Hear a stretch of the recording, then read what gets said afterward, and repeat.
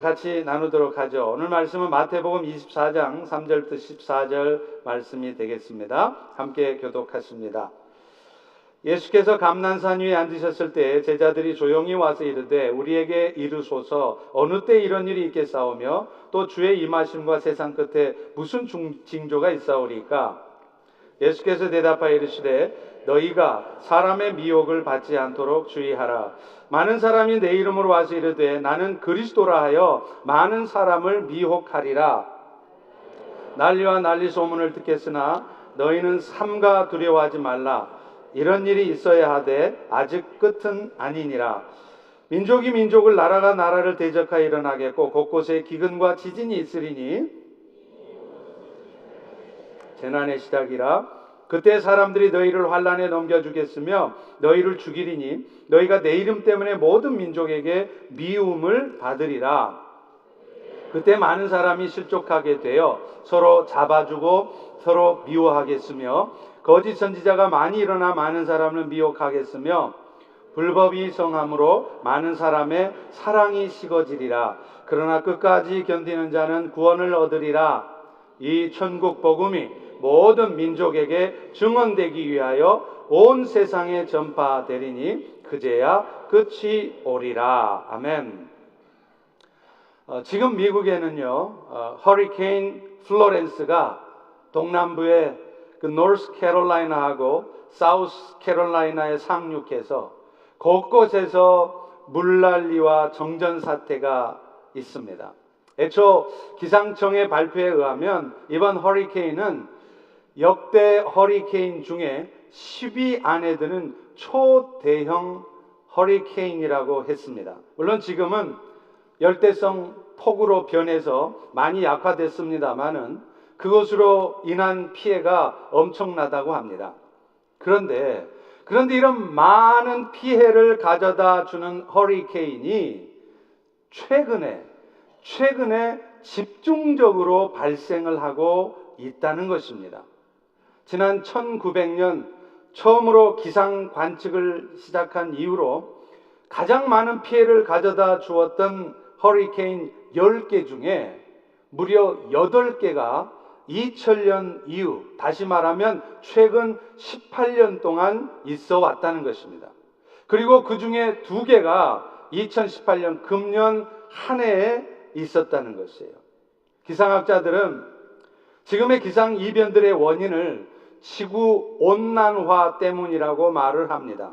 그런데 사실은 이 지구 온난화가 있기 훨씬 전에 2000년 전에 예수님은 이미 지금의 때가 되면 이런 일들이 있을 것이라고 예언을 하고 있었다는 것입니다. 다시 말하면 성경에서는 오늘날 이런 기상 이변들이 있는 이유가 마지막 때가 가까웠기 때문이라고 말하는 것입니다. 오늘 본문은 세상의 마지막 때에 대한 제자들의 질문과 이에 대한 예수님의 대답이에요. 우리 다시 한번 3절을 같이 읽어봅니다. 시작. 예수께서 감람산 위에 있을 때에 제자들이 조용히 와서 이르되 우리에게 이르소서 어느 때에 이런 일이 있겠사오며 또 주의 임하심과 세상 끝에는 무슨 징조가 있사오리까? 제자들의 질문은 2개였죠. 언제 세상의 끝이 옵니까? 라는 것이고 또 하나는 그때가 오면 어떤 징조들이 있을 것입니까? 하는 거였어요. 이 제자들의 2가지 질문에 대해서 예수님은 2개 다 답해 주지 않습니다. 먼저 언제 세상의 끝이 올 것인가 문제는 성부 하나님의 주권에 달린 문제이기 때문에 말씀을 안 하세요. 대신에 그때가 되면 주님이 다시 오셔서 이 세상을 심판하시고 영원한 하나님의 나라 새하늘과 새 땅을 이룰 날이 가까워지면 이 땅에 어떤 일들이 있을 것인가를 말씀하셨어요.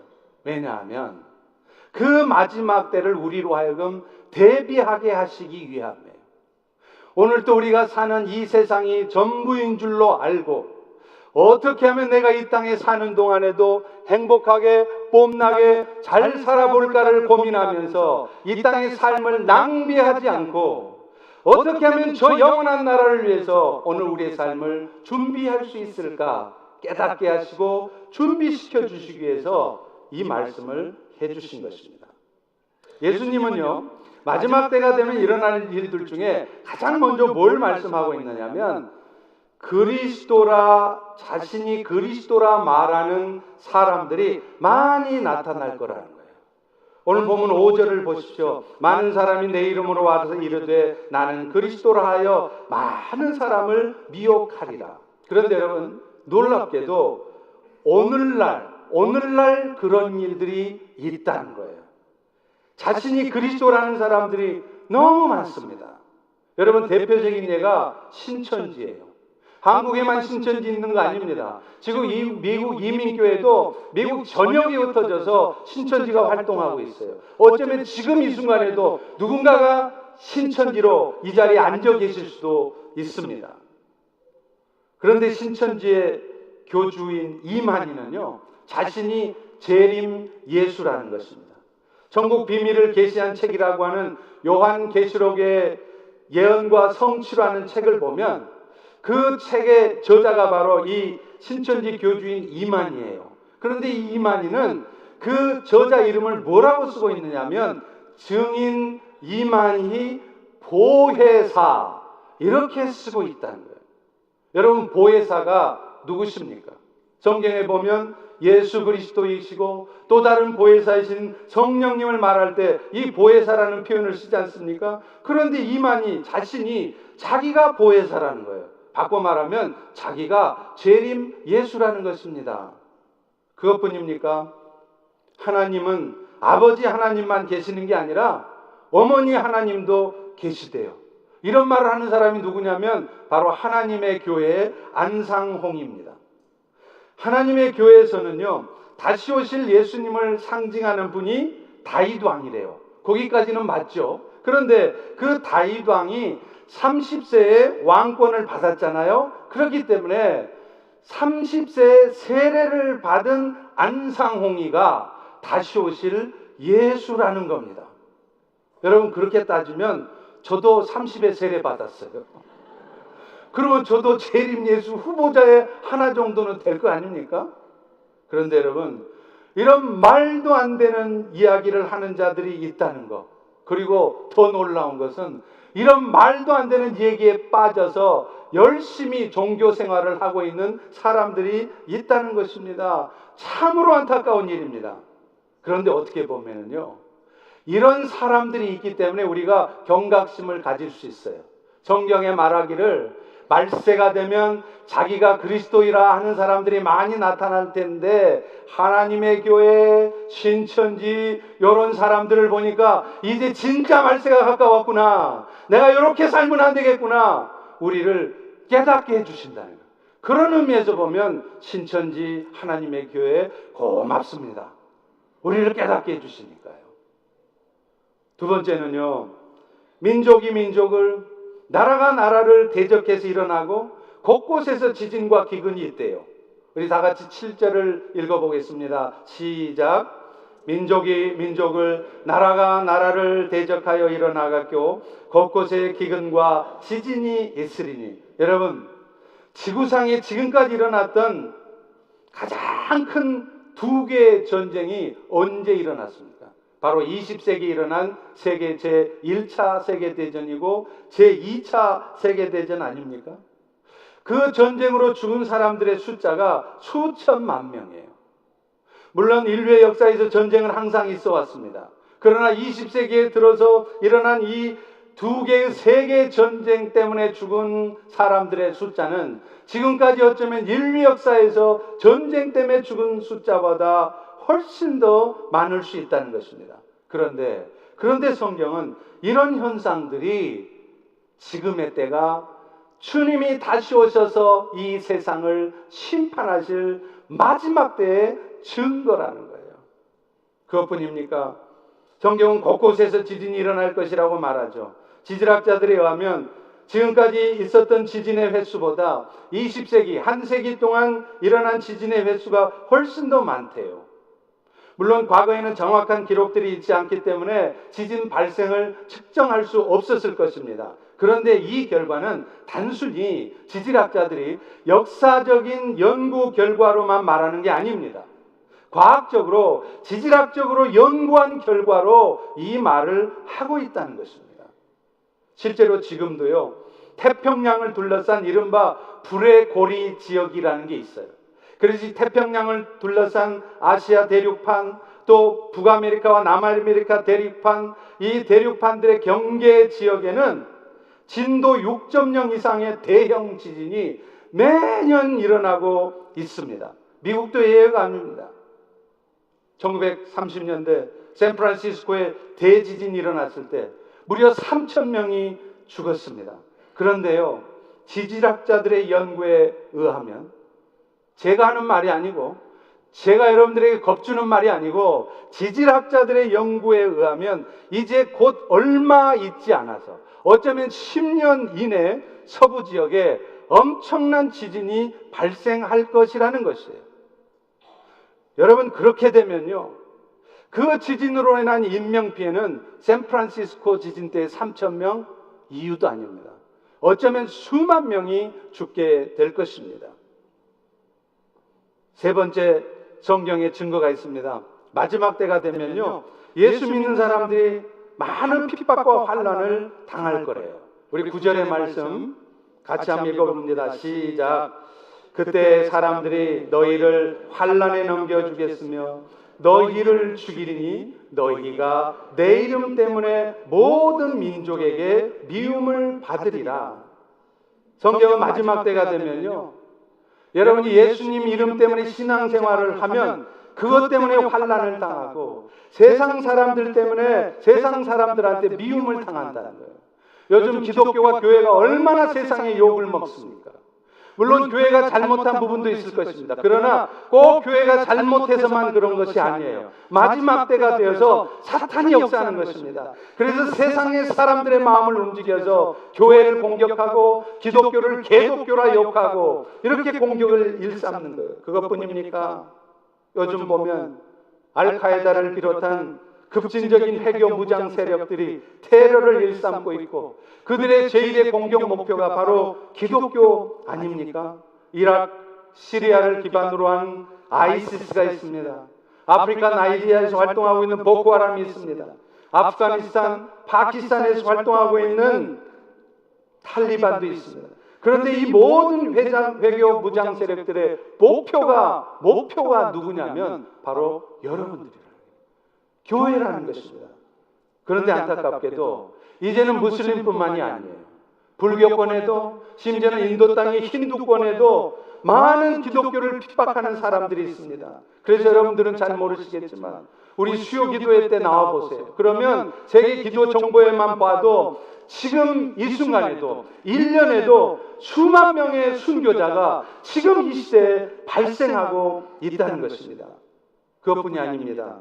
오늘날 우리 미국을 비롯한 서구 사회도, 우리 한국에도 마찬가지 아닙니까?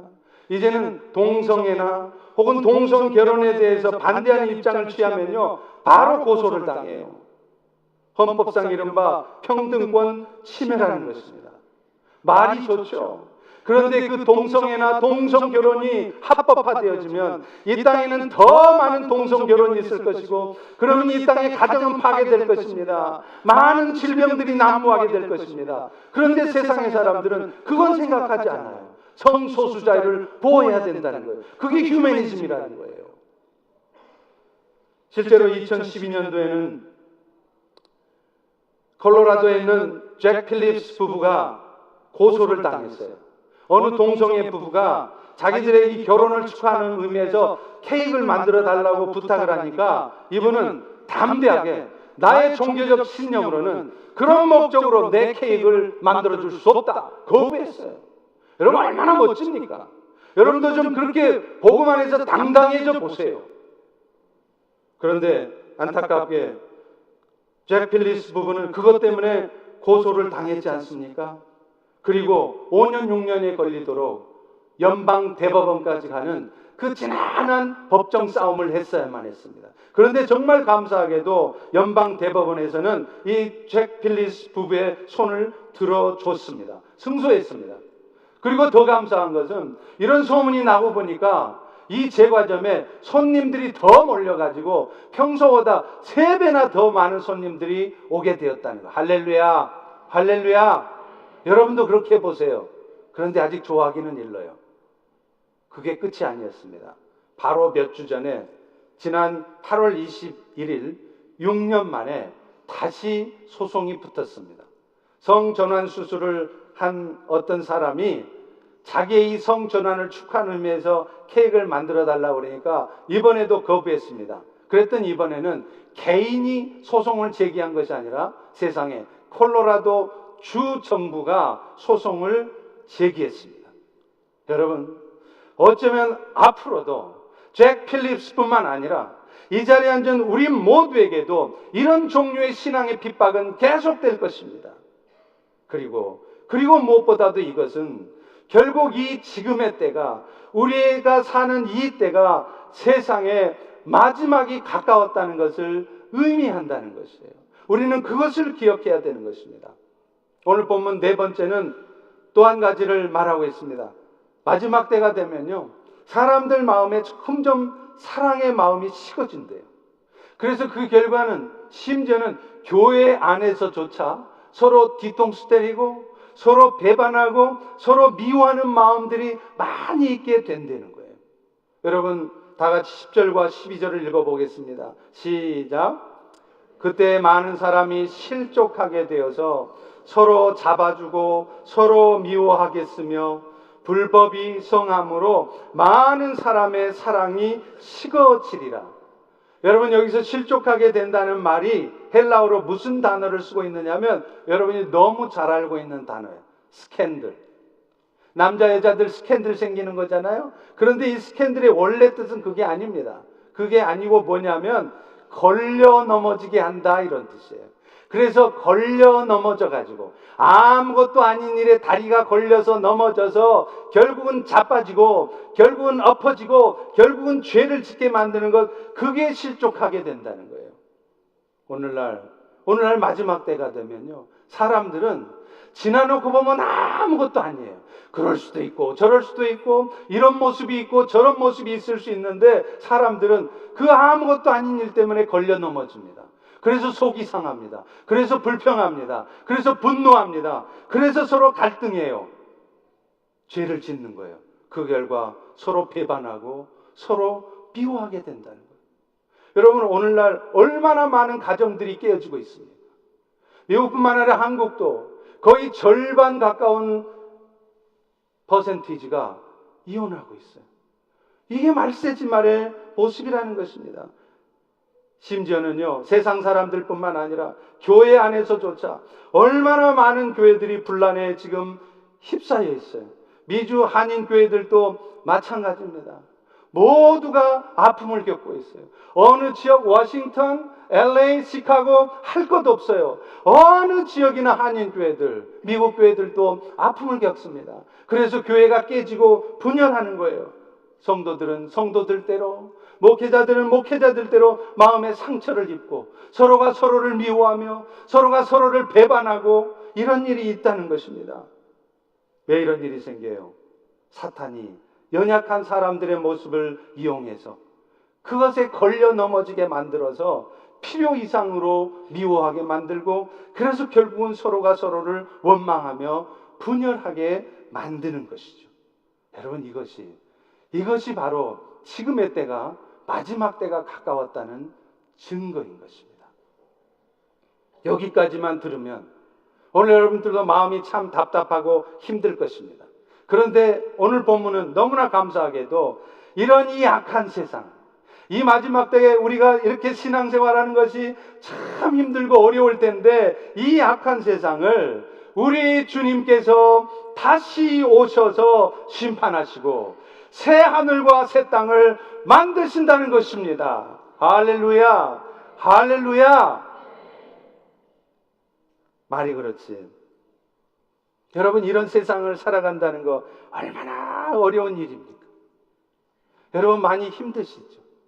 믿음으로 산다고는 하지만 아마 이 자리에 앉은 여러분 중에도 남편과의 관계 때문에, 어떨 때는 먹고 사는 것 때문에, 어떨 때는 억울한 소리를 듣고 많이 힘드시고 마음이 무너지고 억장이 무너지고 여러분 앞에 닥친 그 인생의 문제 때문에 그것을 어떻게 해결해야 될지 알지 못해서 힘든 그런 삶을 사시는 분들이 계실 것입니다. 저도 마찬가지입니다. 저도 신앙을 잃지 않고 열심을 다해 살아가려고 합니다. 그런데요, 어떨 때는 목사이지만 목사인 저도 내가 차라리 이렇게 살 바야 그냥 빨리 죽어서 천국 가는 것이 좋겠다, 이런 생각이 들 때도 있습니다. 여러분들은 그런 생각 들 때가 없으신가요? 저보다 많이 거룩하시군요. 저는 정말 그런 생각이 들 때가 있어요. 왜 그런 생각이 들까요? 우리가 사는 세상이 악하기 때문이에요. 나는 믿음으로 살려고 하지만 사탄이가 가만히 있지 않는 거예요. 그래서 믿음이 연약한 사람들의 마음을 움직이고 내 주변의 상황들을 움직여서 나를 괴롭게 하고 내 마음이 불편하고 어두워질 수밖에 없도록 역사하고 있다는 것입니다. 세상은 왜 그렇게 위험한지요? 미국도 마찬가지 아닙니까? 어떤 분이 우스갯소리로 한 얘기겠지만 그러시더라고요. 자기가 미국에 와서 좀 편하게 안전하게 살아보려고 미국 이민을 왔대요. 그랬더니 와보니까 미국이 더 위험하더래요. 북한의 김정일이가 핵을 들었다 놨다 해서 한국 살면 핵무기 맞아가지고 죽을까봐 겁나서 미국 왔더니 알고 보니까 김정은이 핵 공격의 목표 1순위가 바로 워싱턴이더래요. 그래서 잘못 이민 왔다고 그러더라고요. 그것뿐입니까? 하루가 멀다고 총격사건 나잖아요. 총격사건 나서 죽는 사람이 자기가 죽을 줄 알아요? 우리 교인들도 이거 교문 밖에 나가다가 예배 끝나고 나가다가 총 맞아 죽는 수도 있습니다. 여기저기서 하루가 멀다고 탕! 이곳이 미국이에요. 그런데 이곳이 뭐가 안전합니까? 사람들의 마음은 또 왜 그렇게 악해져 가는지요? 아주 못돼 먹었어요. 아주 삐뚤어져 가지고, 아주 뒤틀려 가지고 자기 고집대로, 자기 생각대로 남 마음 아프게 하고, 그러면서 양심의 가책도 없이 그렇게 세상 사람들이 악한 모습으로 살아간다는 거예요. 저는 가끔 엉뚱한 생각을 해봅니다. 내가 만약 한국 사람이 아니고 시리아나 이라크 같은 데 태어났으면, 그래서 하루가 멀다고 전쟁이 일어나는 지역에 살고 있었다면 내가 어땠을까? 저 아마 별로 살고 싶지 않았을 것 같아요. 생각해 보세요. 눈만 떨어지면 포탄 떨어지고 내 바로 옆에서 여기저기서 사람 죽어가고 먹을 것은 없고, 여자들은 여자들대로 눈만 빼꼼히 내놓고 다녀야 되고, 그런 세상에서 무슨 삶의 낙을 가지고 살아가겠어요? 그런데 여러분, 사실은 우리가 살고 있는 이 세상이 어쩌면 우리가 앞으로, 여러분들이 앞으로 살아가야 될 세상이 그런 세상이라는 거예요. 안타깝게도 성경의 예언에 따르면 앞으로 우리는 신앙생활을 해 갈수록 이런 상황들을 더 많이 겪게 될 것이라는 거예요. 앞으로 신앙생활을 해가면 우리의 삶이 더 편해지고 더 안전해지고 행복해지는 것이 아니라, 성경의 예언에 의하면 마지막 때가 되면 더 많은 사람들이 여러분을 공격하고 더 많은 사탄의 역사가 여러분의 인생들을 힘들게 할 것이라는 것입니다. 그런데 감사하게도 우리 예수님께서 다시 오셔서 이런 세상을 심판해 주신대요. 이 악한 세상을 심판하시고 그런 아픔과 고통이 없는 영원한 하나님의 나라를 이 땅에 세우신다는 것입니다. 할렐루야, 할렐루야. 그러니 그 주님의 나라를 기대하지 않을 수 있겠습니까? 그 나라를 소망하고 바라보지 않을 수 있겠습니까? 계시록 21장 3절과 4절은 그 나라를 이렇게 쓰고 있어요. 보라, 하나님의 장막이 사람들과 함께 있음에 하나님이 그들과 함께 계시리니 그들은 하나님 백성이 되고 하나님은 친히 그들과 함께 계셔서 모든 눈물을 그 눈에서 닦아주시고 다시는 사망이 없고 애통하는, 곡하는, 아픈 것 다시 있지 아니하리라. 오늘 여러분 중에도 아프신 분들이 있잖아요. 불치병, 난치병에 걸려서 무슨 약을 써도 아프고 힘드신 분들, 류마티스 관절염, 우울증, 힘드신 분들 많이 계시잖아요. 또 인생 사는 게 너무 힘들어서 저녁마다 걱정해야 되고 침상을 눈물로 적시며 사는 일을 걱정해야 되는 분들도 계시잖아요. 많이 힘드시죠.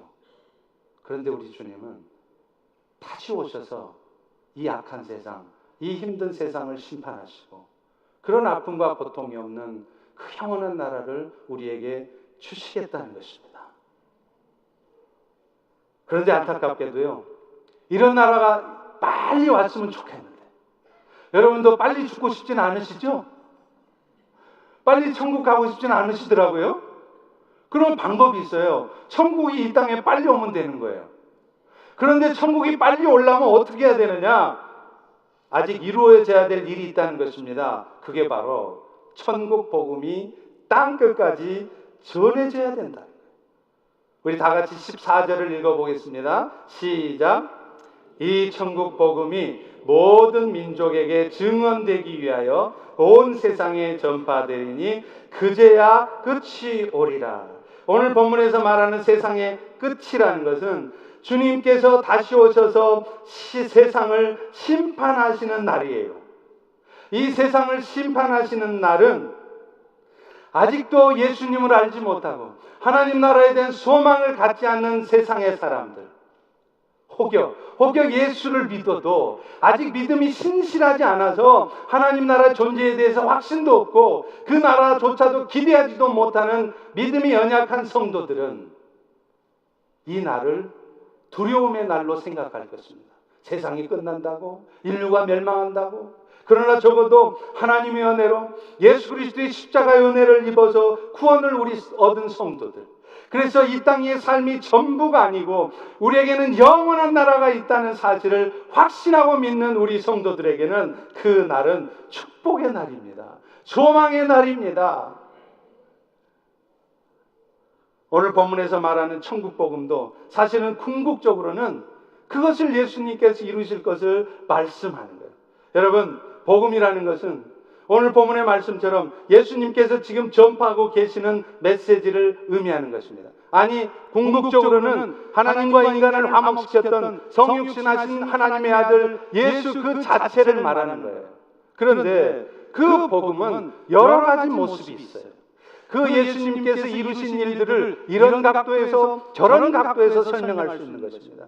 우리가 너무 잘 알고 있는 복음은 예수님께서 죄가 없으신 모습으로 우리를 대신하여 십자가에 죽어주심으로 말미암아 그 예수 그리스도를 믿는 자들, 그 예수를 영접하는 자들에게는 죄가 용서되어지고 그래서 영원한 생명을 얻게 된다. 이것을 복음으로 알고 있습니다. 맞습니다. 그런데 여러분, 복음은 이게 끝이 아니에요. 또 다른 복음이 있습니다. 그 복음은 뭔지 아세요? 우리 예수님은 우리를 위해서 십자가에 죽어주셨을 뿐만 아니라 그 십자가에 묶여있지 않으셨다는 거예요. 죽음을 딛고 부활하신, 승리하신 예수시라는 겁니다.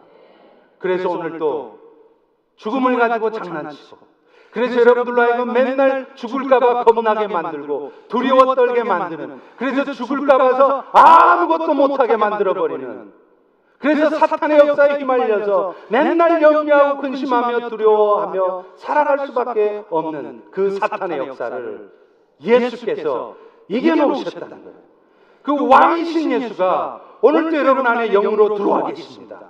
그리스도의 영이, 성령이 여러분 안에 거하신다는 거예요. 그분은 승리하신 분이에요. 사탄이 어떤 역사를 여러분 인생에 벌여나와도 그 사탄의 역사를 사용해서 우리를 향한 하나님의 선한 뜻을 이루어 내시고야 마시는 왕이신 예수이십니다. 그 예수가 오늘도 여러분 인생을 붙들고 있다는 거예요. 그런데 왜 염려하세요? 왜 분노하십니까? 왜 불평부터 하십니까? 왜 마음이 어두워져 계십니까? 여러분이 복음을 모르니까 그러는 거예요. 복음의 은혜를 완전히 알지 못하니까 그러는 거예요. 그런데 이것만이 복음이 아닙니다. 진짜 복음이 따로 있어요. 그것은 이 땅의 삶이 맞춰지면 우리에게는 영원한 하나님의 나라가 온다는 것입니다. 처음 오셔서 십자가에 죽으신 것과 부활을 이루셨던 예수께서 이 세상 마지막 때, 아니 이제 곧 이 땅에 오셔서 이 악한 세상, 살기 힘든 이 세상을 심판하시고 우리에게 영원한 하나님의 나라를 이루어 주신다는 겁니다. 이게 진짜 복음이에요. 그런데 여러분, 일이 어떨 때 일어난다고요? 이 예수 복음이 땅끝까지 다 증거되고 나서야 주님이 다시 오셔서 이 일들을 이루신다는 것이죠. 오늘도 악한 세상에서 악한 본성을 지닌 세상의 사람들과 아웅다웅하며 경쟁하며 서로 싸우며 그렇게 고통스럽게 살아갈 수밖에 없는 이 세상을 주께서 심판하셔서 새 하늘과 새 땅을 이루십니다. 그런데 그 일이 일어나려면 먼저 이 예수 복음이 온 세상 끝까지 전해져야 된다. 여러분, 그런 의미에서 저는 지금 마음이 너무 설렙니다. 이제 저는 다다음 주 월요일 날 24일이면 인도네시아로 떠나요. 인도네시아로 떠나가가지고 안 돌아왔으면 좋겠지요. 죄송하게도 2주 있다가 옵니다. 그런데 저는 사실 이 날이 가슴 설레도록 기다렸죠. 지금 여러분들은 제 마음을 진짜 모르세요. 제가 얼마나 가슴 설레는 줄 아십니까? 왠 줄 아세요? 우리 교회가 그동안 열심을 다해 선교는 해왔지만 그야말로 천국 복음이 땅끝까지 전해지도록 아직 복음이 전해지지 않은 땅에 복음을 전하는 일에는 집중해오지 못했기 때문입니다. 월요일 출발하면 목요일 오후가 돼서야 도착하는 그 땅이지만, 그리고 그 땅에는 제가 오래 머물 수조차 없습니다. 그러나 저는 그 땅 사람들을 만나보고 특별히 이제 그 땅 사람들에게 예수 복음을 전하는 일을 할 수 있는 그 사역자를 만나는 일, 이 일을 너무 고대하고 기대하고 있습니다. 여러분들도 기도해 주세요. 제가 무사히 돌아오기를 기도해 주시지 마시고, 그러면 여러분이 기도 안 해주셔도 하나님 알아서 하세요. 내가 거기서 죽어야 되면 하나님이 알아서 죽게 하십니다. 할렐루야. 죽어도 좋습니다. 안 와도 좋습니다. 다시 이 땅에 와서 제가 이 땅을 위해서 해야 될 일이 있으면 여러분이 기도 안 해도 오게 하세요. 그러니까 그런 기도 안 해주셔도 돼요. 한 가지 기도 부탁드립니다. 정말로 그 땅의 영혼을 위해서 정말 복음 사역을 감당할 수 있는 정말 신실한 현지 사역자를 만날 수 있게 해달라고 기도해 주십시오.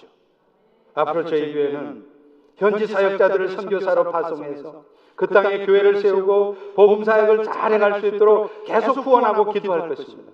단기 선교도 매년 여기 가고 저기 가고, 그래서 나 인도네시아 다녀봤다, 미얀마 가봤다, 멕시코 갔다 와봤다, 문화 탐방하는 것이 아니라 그 선교사님들이 정말 생명을 다해서 선교하고 있는 그 지역에 가서 정말 우리도 생명을 다해서 단기간일지라도 예수 그리스도의 사랑을 전하는 그런 단기 선교가 되게 할 것입니다. 그래서 지속적으로 팔로우하고, 그래서 계속해서 그곳에 교회가 세워지도록 단기 선교를 하게 될 것입니다. 그러다 보면 하나님이 허락하시는 때 그 복음 없는 척박하고 황폐한 땅에도 예수 믿는 사람들이 생길 것입니다. 그 어둠의 땅에도 교회가 세워지게 될 것입니다. 그래서 그들도 그 악하고 험한 세상에서 오직 예수께만 소망을 두고 진정한 자유를 맛보며 살 것입니다. 여러분, 무슬림 땅의 여자들 보세요. 뭔 잘못이 있어서, 뭔 죄를 지어서 그 땅에 태어나서 여러분처럼 폼나게 옷을 입고 다니는 게 아니라 눈만 빼꼼하게 내놓고 온통 시커먼 옷을 입어야 되고, 밖에 나갈 때도 남편 허락 맞아야 되고, 왜 그렇게 살아야 합니까? 복음이 없으니까 그래요. 그 땅에 우리는 복음을 전해야 되는 것입니다. 여러분, 그리고 이것이 바로 주님의 다시 오심을 앞당기는 일이 될 것입니다. 이제 우리 교회도 지난날 어려운 시간도 있었지만 이제는 이 모든 아픔을 뒤로하고 정말로 주님이 기뻐하시는 이 일들을 위해서 힘을 다해서 나가야 할 때입니다. 그 목표를 향하여 주저하고 망설이고 무너져 있지 마시고 다 함께 일어나서 그 목표를 향하여 힘차게 나아가야 됩니다. 할렐루야. 지난주에 원로 목사회가 주관하는 목사님들 모임에서 워싱턴 제1교회 원로 목사이신 임종길 목사님이 이런 말씀을 하셨어요. 사심 없는 목회자의 공적인 말을 하나님이 책임지신다. 이 말을 얼핏 들으면 조금 이상할 수 있습니다. 이 말에는 전제가 붙어야 돼요. 그렇지 않으면 목회자가 하는 말은 다 하나님이 하시는 말이 돼서 이건 잘못된 것이죠. 그러나 임 목사님께서 이 말씀을 그런 의도로 하신 것은 아닐 것입니다. 그야말로 성령 하나님께서 주신 감동 속에서 믿음을 가지고 선포하는 말씀을 하나님은 책임지신다는 것입니다. 저는 이 말씀을 믿습니다. 이번 특세 동안에도 저 역시 경험한 것입니다. 이번 특세를 시작하는 날 첫날 새벽에 30분 먼저 와서 저 자리에 앉아서 기도할 때 성령께서 강력하게 저의 심령 속에 들려주신 말씀이 바로 이것이었습니다. 내가 이 땅에 다시 한번 부흥의 역사를 이룰 것이다. 그리고 그 부흥을 위해서 너희는 기도하라는 것이었습니다. 그래서 저는 저 역시 믿음으로 그 말을 선포했습니다. 사랑하는 성도 여러분, 이제 이 땅에 하나님께서는 새 역사를 이루어 가실 것입니다. 그리고 그 일을 성령께서 친히 이루어 가실 것입니다. 저는 주께서 말씀하시는 그 부흥이라는 것이 어떤 것일까 심히 기대해요. 감사하게도 이제 우리가 미전도 종족에 대한 선교를 집중해서 시작하려고 하는 바로 이 시점에 주신 감동이어서 저는 특별히 기대가 됩니다. 또 우리 교회가 미셔널 처치로 새롭게 발돋움하려고 하는 이 시점에 성령께서 듣게 하신 말씀이어서 정말로 기대가 됩니다. 이렇게 형광등도 축복의 이 파이어크래커 터뜨려 주시지 않습니까? 두려워하지 마세요. 안 죽습니다. 그렇다면 그런 의미에서도 우리 모두는 이 모든 일들을 결국은 주께서 이루실 것이라는 믿음을 가지고 흔들림 없이 나가야 되는 거예요. 어떤 연건과 환경 속에서도 형광등 위에서 터지는 상황 속에서도 하나님의 신실하신 뜻은 여전히 이루어감을 믿고 흔들림 없이 주님 바라보며 나아가야 되는 거예요. 사무엘하 8장에 보면 다윗 왕이 소바왕 하닷에셀과의 싸움에서 승리를 한 다음에 전리품을 얻게 되는 얘기가 나와요. 그런데 참 재미있는 게 있어요. 다윗 왕이 그 얻은 전리품들을 처리하는 모습입니다. 사무엘하 8장 4절에 보면 이렇게 말해요. 그가 이 소바 왕에게서 마병 1700, 보병 2만 명을 사로잡고 거기까지 좋아요. 그런데 그 다음에요. 병거 100대를 끄는 말만 남기고 다윗이 그 외의 병거의 말들은 다 힘줄을 끊었다. 여러분 생각해 보십시오. 만약에 여러분이 전리품으로 얻은 말이 1000마리쯤 된다면 그 말들을 어쩌면 다음 전쟁에 쓰거나 그렇지 않으면 최소한 백성들에게 한 마리씩이라도 나눠줘서 농사 짓는 데 쓰라고도 말할 수 있잖아요. 그런데 다윗은 그 아까운 말에 뒷발 힘줄을 끊어버렸습니다. 1000마리 중에 100마리만 남겨놓고 나머지 900마리 말의 뒷발 힘줄을 다 끊어버려요. 여러분, 말이 힘줄이 끊어지면 아무 쓸모가 없습니다. 다윗이 머리가 나쁜 사람이어서 그랬을까요? 그 전리품으로 얻은 말을 잘 활용하면 써먹을 때가 있다는 것을 몰라서 그랬겠습니까? 그런데 왜 다윗은 그 아까운 말에 힘줄을 끊었습니까? 그는 인간이 어떤 약점을 갖고 있는 줄을 너무나 잘 아는 거예요. 사람들은 내가 지금보다 상황이 더 나아져서 돈을 좀 더 많이 벌면, 내가 이제 조금 더 건강해지면, 이제 내가 좀 더 부자가 되면 그때 죄를 하겠습니다. 환경 여건 좋아지면 그때 하겠습니다. 그런데요, 그런 말 하는 사람 치고 실제로 하나님이 축복해 주셔서 건강해지고 실제로 하나님 축복해 주셔서 물질이 많아지면 더 열심을 내서 주를 섬기는 분 그리 많지 않습니다. 다윗은 그런 인간의 연약한 부분을 잘 알고 있었던 거예요. 그래서 자기도 말들이 많아지면 오히려 그 많은 말들 때문에 더 우쭐하고 겸손해지지 못해서 더 세상적으로 뽐내려고 그럴까봐 스스로가 말의 힘줄을 끊어버린 것입니다. 한국의 광염교회에 대한 얘기를 드린 바가 있습니다. 그 교회는 빛과 소금의 교회가 아니라 감자탕 교회로 더 잘 알려져 있어요. 왜냐하면 그 교회는 번듯한 간판 하나 없는데 그 교회 건물이 있는 1층에 새 들어있는 감자탕집 간판이 훨씬 더 크기 때문에 그래요. 그런데 이 광염교회와 감자는 묘한 인연이 있습니다. 여러분, 감자라고 하는 것은 백성들이 어려울 때 그들의 배를 채워주는 데 사용되지 않았습니까? 그렇기 때문에 세상에 배고픈 자, 소외된 자들을 살피느라고 열심을 내는 이 광염교회하고 이 감자탕은 묘하게 어울리는 것입니다. 그런데 그 교회는 알다시피 아주 희한한 재정 원칙이 있어요. 보통의 교회들은 상상할 수도 없고 흉내도 못 내는 원칙입니다. 그 교회는요, 매 주마다 항상 교회에 들어온 모든 헌금을 남김없이 써버린다는 거예요. 그래서 그 교회의 재정은 항상 밸런스가 제로예요. 교회 재정 장로의 고민은 어떻게 하면 교회 재정을 남길 수 있을까를 고민하는 것이 아니라 어떻게 하면 교회 재정을 남김없이 쓸 수 있을까를 고민해야 돼요. 여러분, 어떻게 보면 참 행복한 고민 같죠? 그런데요, 실제로는 그게 훨씬 더 힘들어요. 매주 재정을 남기지 않고 써야 되는데 그렇다고 해서 흥청망청 쓸 수 있습니까? 그렇게 되면 안 되죠. 교회 헌금이 얼마나 소중한데요. 그런데 사실 오늘날 우리 교회도 마찬가지예요. 예산 신청한 거 보면 맨날 먹는데, 회식하는데 다 들어가는 거예요. 여러분, 그거 아십니까? 정말 건강한 교회들은 교회 재정을 그런 데 쓰지 않습니다. 부서에서 무슨 회식이 있을 때는 장로님이든 권사님이든 아니면 그 구성원들 중에 삶의 여유가 있는 분들이 자기 돈을 내어서 식사를 해요. 교회 돈 갖다가 사 먹지 않습니다. 선교 많이 한다는 안디옥 교회 아시죠? 전주 안디옥 교회. 그 교회는 성도들이 수천 명이어도 지금도 콘센트, 미군 막사 속에서 예배를 드려요. 오늘 우리는 어떻습니까? 이렇게 사람들이 많이 몰리면 에어컨 한 번만 안 돼도 난리가 나잖아요. 왜 에어컨 안 틀어주느냐고. 미안하지만 안디옥 교회는 에어컨을 안 틀어주는 게 아니라 에어컨이 없어요.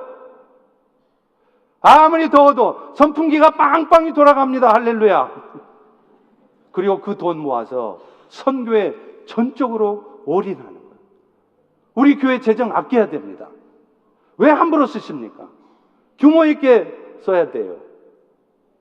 그런데 그렇다고 해서 아끼기만 하는 게 아니라 정말 써야 될 때는 과감하게 쓰는데 정말 의미 있게 쓸 수 있는 곳을 찾는 것, 이것이 결코 쉽지 않다는 거예요.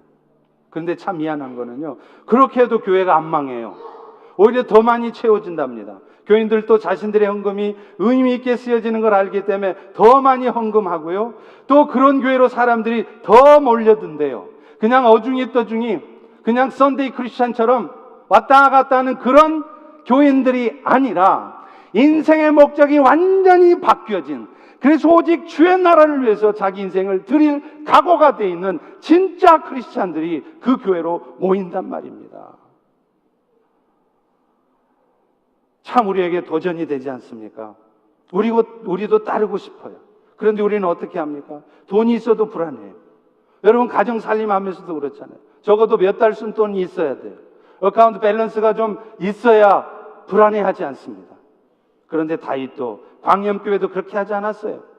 철저히 하나님이 책임져 주시고 공급하실 것을 믿었기 때문입니다. 우리 역시도 이제는 적어도 재정 밸런스를 제로로 만들려고 애쓸 필요는 없습니다. 그러나 적어도 이제는 돈 걱정에서 자유로워지셔야 돼요. 여러분의 개인의 삶에도 가정에서도 자유로워지십시오. 열왕기상 8장 44절 45절에 보면 솔로몬이 이렇게 기도해요. 주의 백성들이 주께서 보내신 길로 갈 때에 그들이 여호와께 기도하거든 주는 하늘에서 그들의 기도를 들으시고 그들의 일을 돌아보옵소서. 주님 보내신 길로는 안 가고 내가 가고 싶은 길, 내가 하고 싶은 일을 하면서 열심히 기도하는 거예요. 내 비즈니스 좀 축복해 주시라고, 내 건강 좀 챙겨 주시라고. 그러니 기도 응답이 안 되는 겁니다. 주님이 가라 하시는 길을, 여건 환경 안 되지만, 건강하지 않지만, 돈 없지만, 힘들지만 그 길을 가고 있을 때 여러분의 기도를 주님은 들으신다고 말씀하시는 거예요.